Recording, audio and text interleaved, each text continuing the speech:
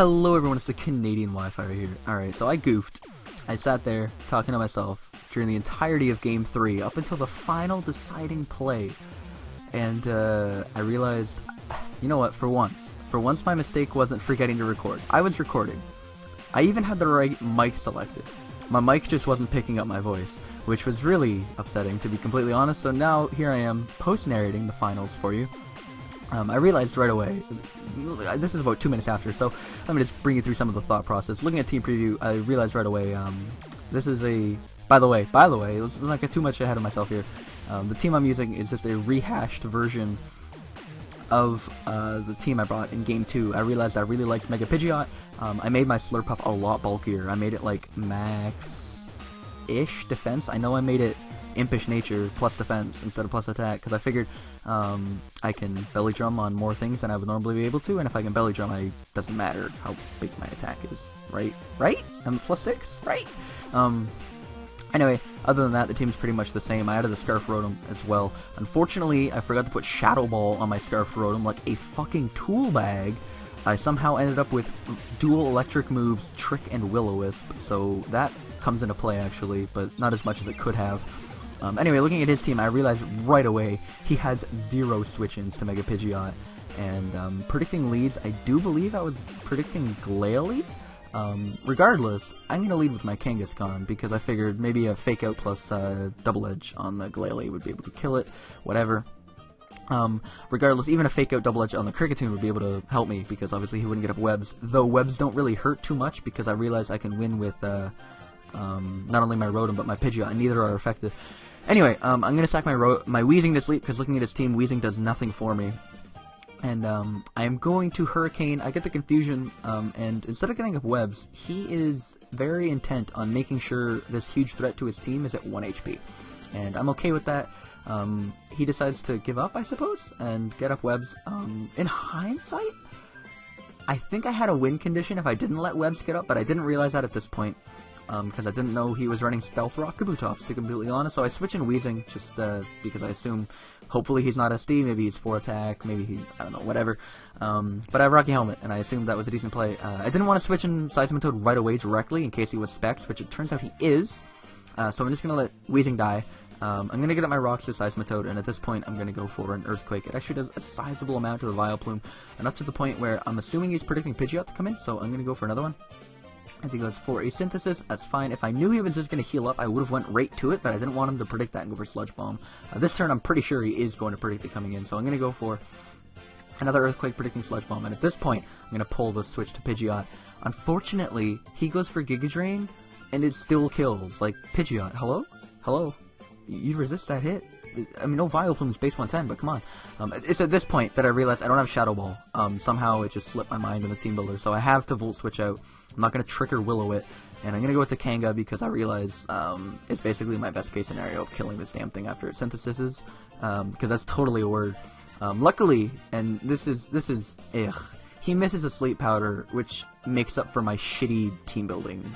The fact that he missed Sleep Powder helps me because obviously it makes the team building gaff less evident. Luckily for him though, he's gonna crit the Stone Edge as I go with the Seismitoad. So Kabutops is gonna be able to 2-hit kill my defensive Seismitoad. That's absolutely fine, whatever. Kabutops isn't that much of a problem. Here's the play where if I prevented Sticky Webs from going up and I just click Belly Drum, I'm pretty sure I won the game.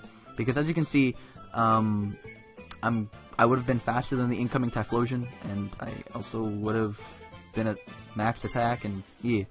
He's actually gonna click Fire Blast. This is a play I just straight don't fucking understand, because Typhlosion at 76%, Eruption is still stronger than Fire Blast, so I don't know why he risked it. Maybe he thought I was faster, but at that point, why would you bring that in if you thought I was faster than you? Regardless, I get a free switch out to Rotom, at which point I can T-Bolt anything. I realize at this point I don't really need Rotom alive, I just need Glalie weakened for Kangaskhan to have a chance to win. Even though it's a bullshit match, somehow I still have a chance to win here, as I can come with Kanga, click Sucker Punch, as that's obviously going to kill the Glalie. I can Sucker Punch and I can easily kill the Typhlosion, and this is the point. This turn in the battle is where I realized I don't have Mike. So it was all leading up to that amazing turn of, what does he have him as Magius? Is it Colbur? Well, obviously I can't Sucker, just in case it is Colbur. Is it Colbur? Is it Taunt? Is it Willow? Is he going to dodge a Sucker Punch? Can he just kill me with Dazzling Gleam? I'm not Assault Vest. What is he running? He could be like max special attack. He could be the Stallbreaker set with HP and not kill me. So it all came down to that last play. He was apparently testing out Mystical Fire Mismagius, which I guess it gets in ORAS, which is kind of cool. And basically my only chance of winning there was, well, I did win there if I lived the Double Edge Recoil. Unfortunately, Mismagius had a bit too much health, and I am going to end up dying to it. Obviously, if I lived the attack and lived the Double Edge Recoil, I could have just Sucker Punched the Typhlosion, because it only has attacking moves, and it would have died after rocks. And regardless, whether I won or lost, 3 very fun battles against Scorp.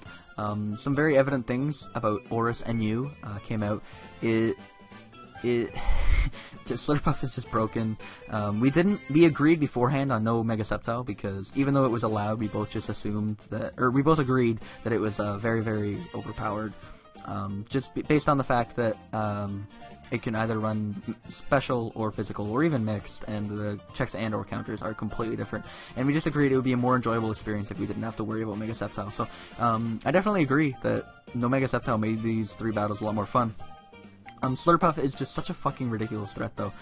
Obviously, I think it appeared 4 times in these 3 games, so it's crazy. I feel like the whole tier is just basically based around Weezing, because it counters so much garbage now, and Slurpuff basically trying to wear down opposing Weezings and opposing types, and basically until Slurpuff gets banned, the whole tier is going to be crazy. Pidgeot seems really fun to use. I actually really like it. It's in a nice speed tier. It can hit really hard with Hurricane. Obviously, it has Heat Wave as well, so Steelix and Steel types aren't really a switch-in. I guess Probopass technically is, though it won't be able to do much. Obviously, the best switch-in, like I said, I think during Game 2 of my live narration was Spadif Rotom Fan. Could be kind of cool. But as for just general threats like Mesprit, Kanga, shit like that, it's still going to be just as good. It's not like they suddenly got drastically worse. Like, it's going to be a very swell mix of old good shit and a bunch of new fun shit, and it should be a ton of fun. So I'm looking very much forward.